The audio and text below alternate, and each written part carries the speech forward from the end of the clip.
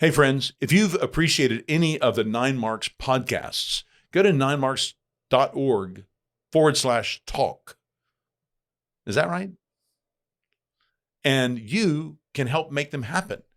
These podcasts really do not happen without people taking time to record them, to edit them, to prepare the content. And they don't do that just merely out of the goodness of their heart because they have families. And you can be a part of really causing it to happen. So if you've benefited from Pastor's Talk, Priscilla Talk, Bible Talk, Missions Talk, Counseling Talk, and other talks maybe to come, you should think about whether or not that would be a good way for you to use some of the income that God has given you, and we would be thankful for it.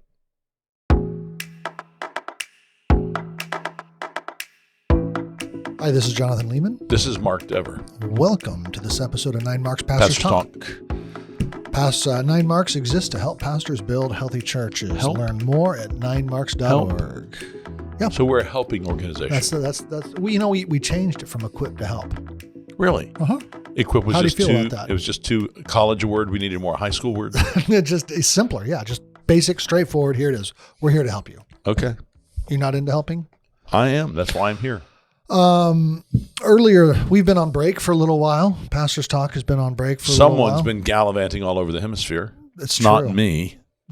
And we released over the summer this new edition of Church Matters called Seasons in a Pastor's Life. The lovely green and white. That's right, from beginning to end. You know, in the colonial period, green indicated prosperity. I didn't know that, but it makes sense. Well, you had to use copper in mixing the paint. I see. So it was actually quite expensive. And what represented a lack of prosperity? A certain color? Non-green. That makes even more sense. Probably mud-colored. We're keeping our listeners now. This new edition of Church Matters, full of short articles. That's right. And hopefully pretty very short practical. edition compared to the way they are sometimes. Works through 5 different seasons of a pastor's life at the starting blocks, preparation, after the gunfires, first 5 years, over the long haul, the middle years, passing the baton, transition to the next guy, and then, of course, finally finishing the race, kind of after you retire formally. What is your life like? And really appreciated the wise, punchy, short articles that the brothers who wrote this, and I think pastors will find it very useful. And the authors are either all or almost all pastors. Yeah, that's right. And some of them retired. Exactly. Yeah. And it occurred to me as I was thinking through this issue, you are coming up on 30 years. Mm-hmm. True or false? True. You've been through a few of these seasons. Mm-hmm. And I think that would be useful in this conversation, just to reflect on some of that as we go. But let's just kind of take them stage by stage. Sure. What's the key to preparing to be a pastor? What are some of the things you would emphasize? Obviously, being converted, loving the Lord. That's true of all Christians. Living a godly life yourself. Okay. Trying to help other people come to know the Lord and love the Lord and grow in discipleship. Being able to teach the Word, so understanding the Word. Preparing yourself for that. Have any of your views on what's crucial for somebody preparing to pastor changed since, well, here you are 30 years in? You would think now that you wouldn't have thought back then. Man, in the beginning, I thought you really had to be about this, whereas now I think, anything like that? I mean, I think I'm part of a larger cultural trend, and that I'm like born 1960, so a lot of people in my generation went to college at 18 and graduated at 22. And I think that model, the uniformity of that model broke down culturally. And I think there's a parallel thing with ministry preparation. When I got an MDiv at Gordon Conwell, I assumed that everybody who wants to go into pastoral ministry gets an MDiv right after their bachelor's degree. And when you would see somebody who was much older in an MDiv class, it was unusual. When you saw somebody like in their 30s, like, oh, they've had a career or something. They've had a change midlife. Mm-hmm. So I think there was a cultural uniformity that I probably participated in without considering. I just swam because that's where everybody swam. That now, as I advise men in their 20s, now 40 years later, I don't advise everybody to do exactly what I did. Follow the formula. Yeah. Yeah. What would you advise them to do otherwise? What's Some of them need to make. What's changed? What's changed? I probably have more of an appreciation for the church's role. So I less consider becoming a pastor an individual choice you make for a job or vocation, and more of something where a church helps you figure that out. It's seen, it's witnessed, it's testified Yeah. to. It's, hey, It's like have one you article thought here is about- elder before you elder. Yeah, It's that idea. yeah. So part of what I'm going to do is watch Jonathan be an editor and see how he cares for other Christians, see how he's a small group leader, of course, seminar teacher, and then that will help me to know whether or not to advise him. Why don't you spend more of your time publicly teaching God's word? Or like Josh Chapman's opening article, join a church and follow a faithful pastor. Yeah. Well, let's see what happens as you. I probably think now that's more important than I would have thought 40 years ago. Yeah. Other pieces of advice that this journal gives: Attend to Your Character by Garrett Connor. Listen to others more than yourself in The External Call by Sam Clintock. Balancing Patience and Ambitions is very useful. Okay, the first 5 years, that's the next stage. You give a lot of attention to the first 5 years. We used to, remember that conference we used to do? I would love to do it again. Called First 5 Years. So if you're Why- listening to this podcast and you want to give us $200,000 a year, we will start doing those first 5-year conferences again. It only lacks your check that won't bounce for $200,000 a year. Yeah. If you'll commit to do that for 3 years in a row, we will start those first 5-year conferences again. Deal? Deal. Okay. Why are those first? Why are you dedicating a conference to the first 5 years, not the middle 10 years or the Yeah. final years? There's why nothing so- wrong with having conferences for those other times, but the people who tend to be in learning mode, ears most open, go to conferences are people in their 30s. Mhm. By the time people are your age, they think they know everything. They pour their, yeah, that's right. By the time people are my age, we're more aware, like we're not sure we know anything. I see. I haven't made that transition yet. No, it's going to be fun when it comes. I know. I probably won't be here to see it. How does a new pastor need to balance home and family during this particularly taxing phase? Yeah, carefully. I mean, that's where, I would just say, pastor, look to your wife. Uh-huh. Trust that she's not in the way. She is your way. So try to figure out what's going to cause her and your kids to prosper and assume that as baseline of what you should do. Were the first 5 years harder than other years of your ministry for you? For me in particular? Yeah. Well, pastoring Capitol Hill Baptist there we Church. go. Okay. So that's like 33 to 38. Yeah, probably. Yeah. Because there was more contradicting, more building with little understanding on the part of other people or little agreement. Mm-hmm. Having to start building a shelf from just a thin little edge and working out a little bit. Mm-hmm. So more need for patience and less of my own life experience to have learned it from. So yeah, probably so. Mm-hmm. That's part of what makes you a good pastor, though, are those very things. What makes Right. one a good pastor? Right. Yeah. Brian Parks has an interesting article in those. Is he the pastor of Trinity River Baptist Church? No, he's not. Nowhere close. Okay. That's just a crazy thing to say, Mark. I don't Okay. know why you would say All right. that. Yep. We've got 2 of his daughters who are members of my particular church. They're wonderful. Oh, okay. Brian and Jonah did a great job. Coming over from Dubai. We have the fruit of their home ministry in our own church. Praise the Lord. Yeah. Well, he wrote a great article called Unique Temptations for a New Pastor, and he lists 4: trying too much too soon, focusing on weak sheep to the detriment of cultivating leaders, Carlson Vine makes that point. launching new programs without considering long-term consequences. Been there, done that. Being overly buoyed by praise or sunk by criticism. Yeah. What wise things. Any other unique temptations to those first 5 years that you would reflect on? Well, particularly that last thing that Brian mentions, if you read the book of Proverbs regularly, or we used to do it when the kids were little around the table, we would do the date. We'd read, today is the 11th, we'd read chapter 11, and then we'd each read a verse and we'd talk, explain what it means. I think if you get familiar with the book of Proverbs, there's good wisdom for trying to deal with adversity and dealing with prosperity, and both are challenging. Yeah. Middle years. I wouldn't say you're there. Middle quite. years? Dear brother, I hope I'm well past middle years. Yeah. If I'm middle years, I'll be pastoring here 60 years, and I doubt that's going to be the case. I mean, it's possible, but John Gill, I think, did something like that. What are the temptations of the middle years? Let's say 5 to 10. 5 And it's to going to 20. vary so much depending on circumstances. For some people, it can become rote, just turning the crank. You get used to doing it. Uh-huh. But the middle years are also tough. That's usually when your family changes a lot. Yeah. So that's when you're going to go into empty nest, probably after the economic, trial of school, private school, maybe high school in an urban area. It's super Goodness, expensive. isn't it? Into Yes. college, university. Oh my goodness! And then all of a sudden, those expenses just drop off. And the house is big and empty, and a lot of things change. But also, that's when health challenges will sometimes come. So it's interesting. Middle years varies a lot depending on circumstances. Well, and you And just also, how's described the a church host doing? but you described a host of life circumstances. That's right. But is your church growing, or is it just stagnating, or Or is it declining numerically? declining? Yeah. David King wrote a great piece called "Every Week I Preach My Guts Out and ... Nothing changes."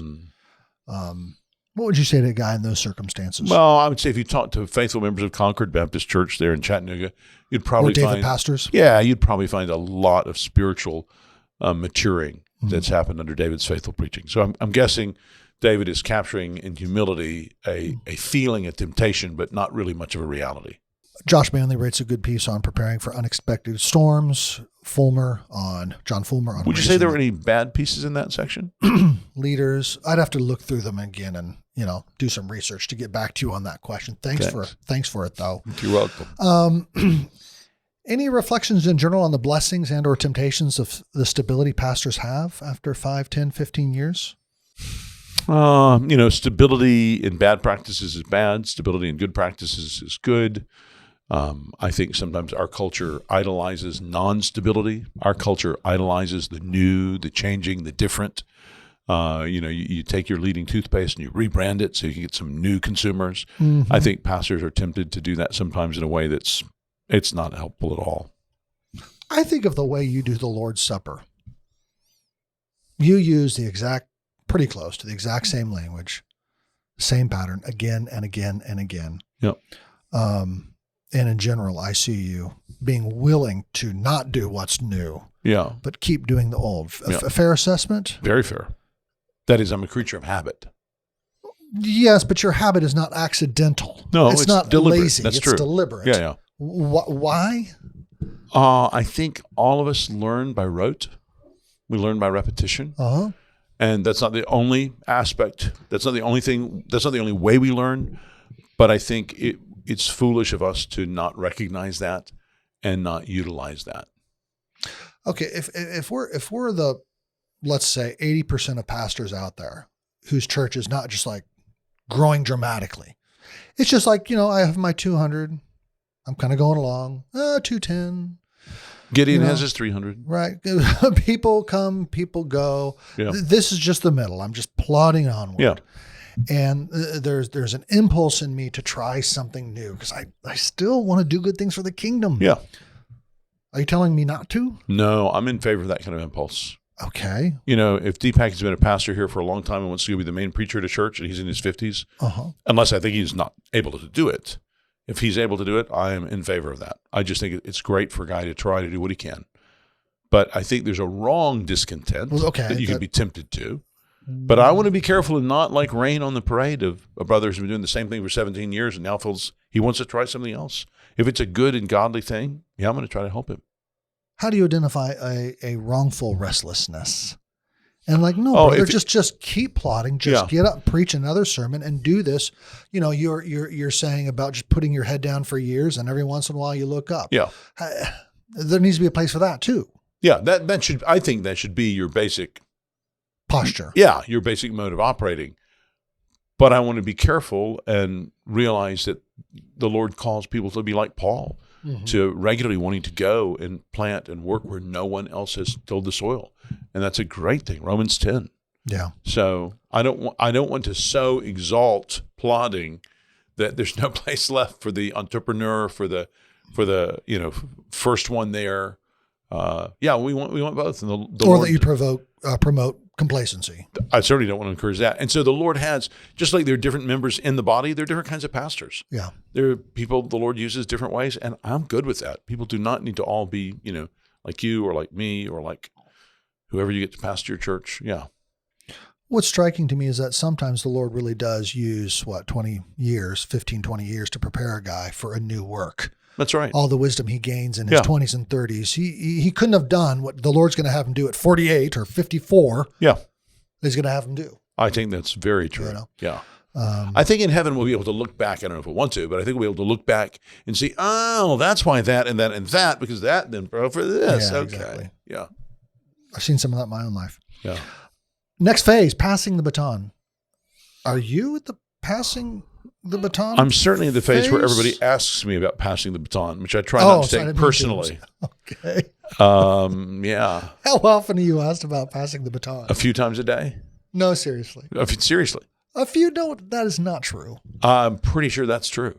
Somebody randomly says, "So, Mark, when you going to retire?" A I- few times a day. I didn't call it randomly, but this is probably the third time this topic's been brought up with me today. I'm doing just because of my notes. Maybe I'm in conversation with more people in the average day than a lot of Okay. people are. All right. Phil Newton writes an article, How to Decide When It's Time to Stay or Go. Mark, how?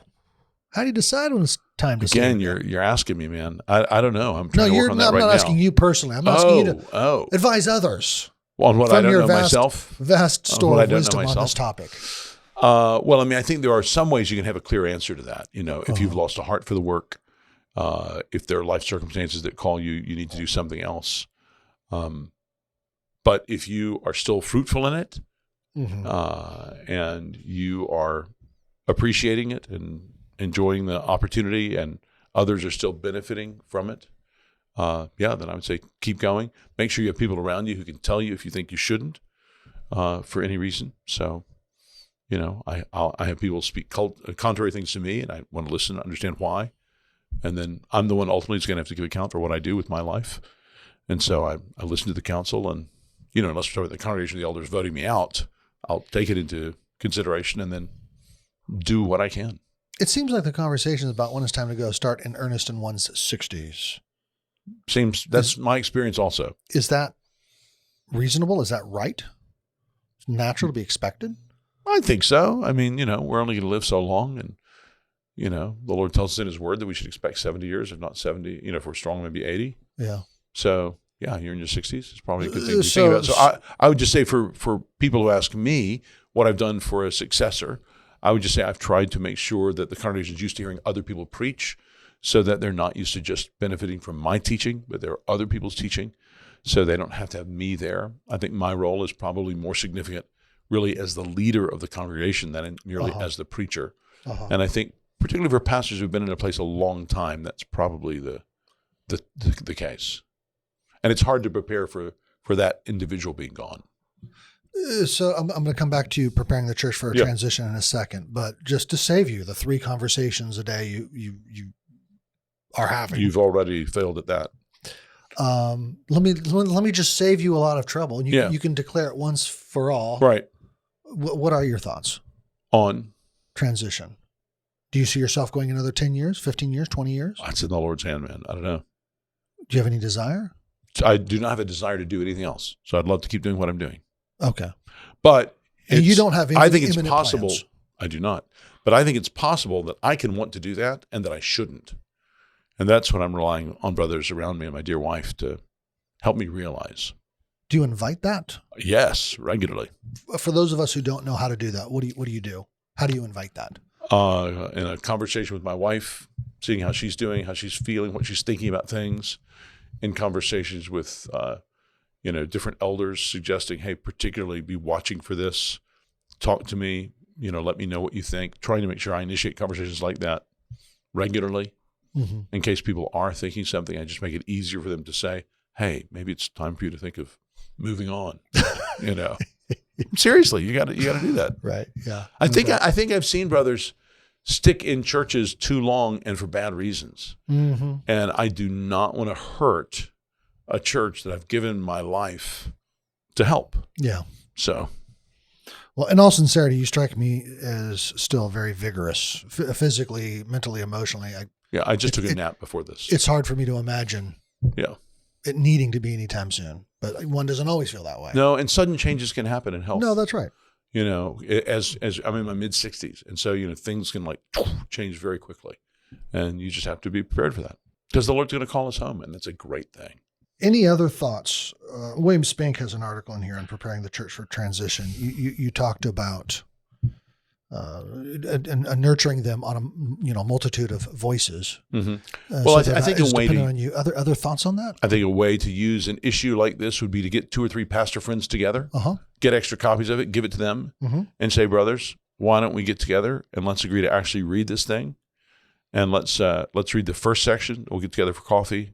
Then a week or a month later, do the second section, third section, fourth section, fifth section. So make this a basis for a pastoral conversation you have with 3 or 4 friends who are pastors. No, that's a great idea. And if you get them, you can certainly do it with elders in your own church, but if you do it with pastors of other churches, then you guys might be able to speak to each other a little bit more freely.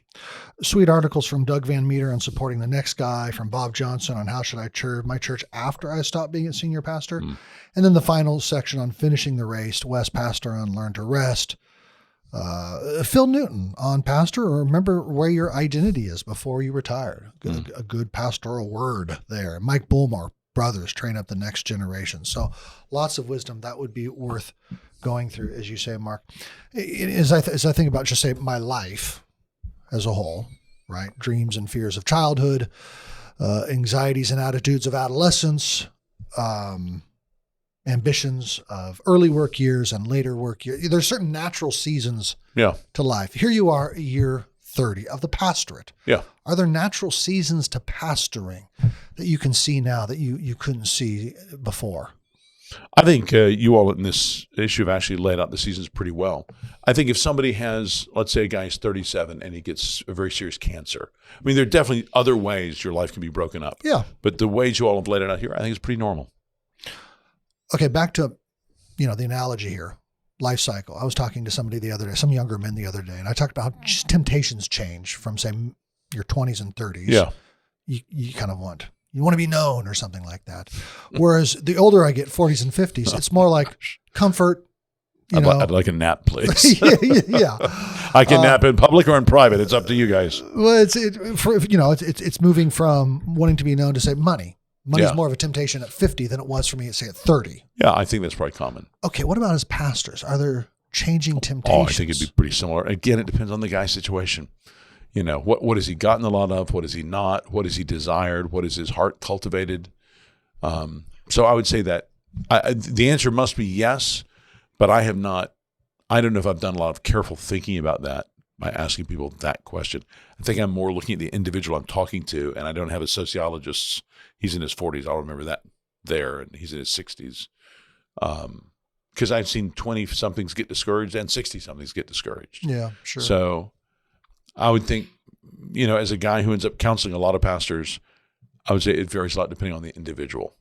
So I'm sure there's wisdom for the life stage. I'm just probably not your guy to notice it and garner it.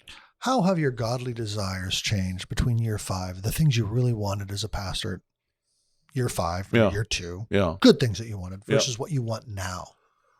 I think they're similar. I think they're just probably more calm and mature.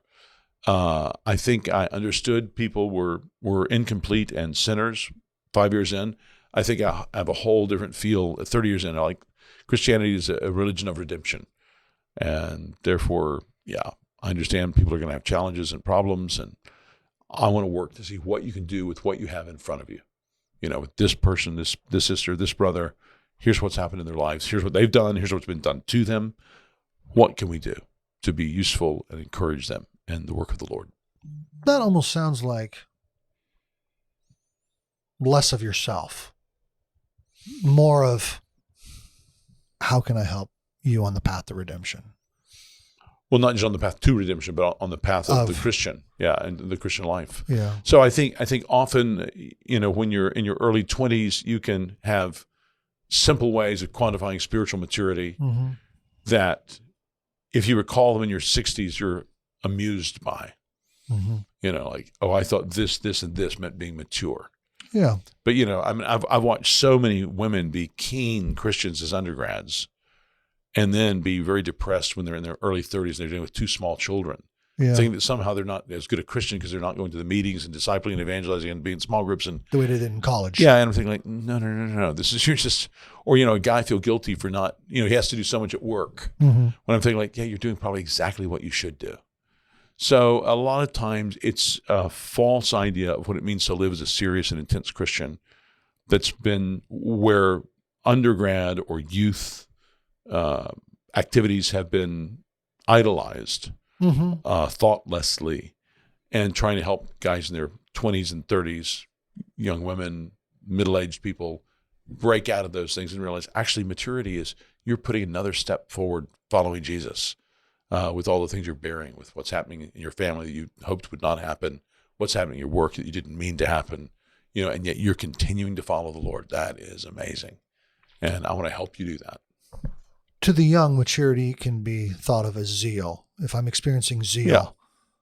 It's more in whatever I'm two-dimensional. It pursuing. becomes more three-dimensional with life experience. Yeah, so one's temptations evolves, but one's concept of what maturity is also evolves and grows.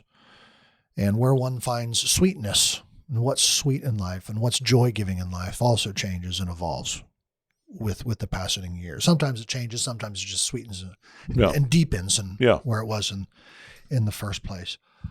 So I think my ecclesiology is pretty much the same as it was in 1984, 85 when we started New Meadows Baptist Church in Topsfield, Massachusetts.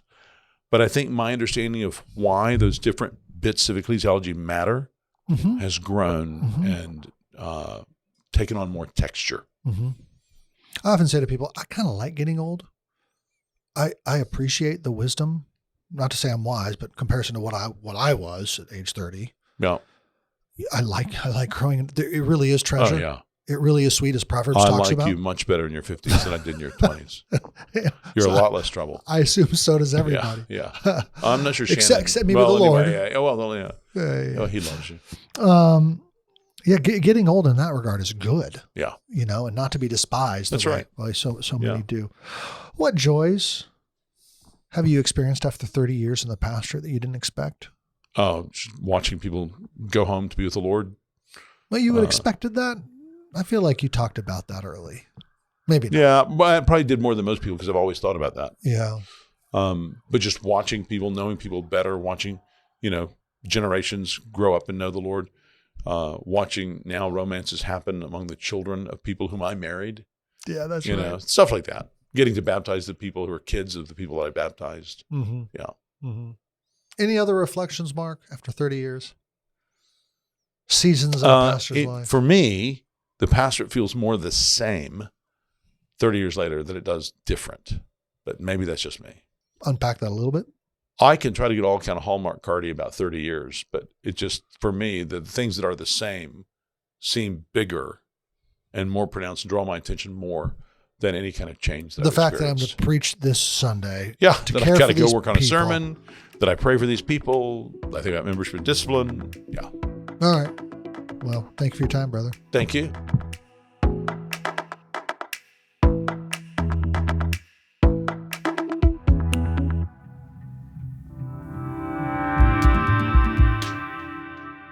For more articles, books, and podcasts, please visit ninemarks.org.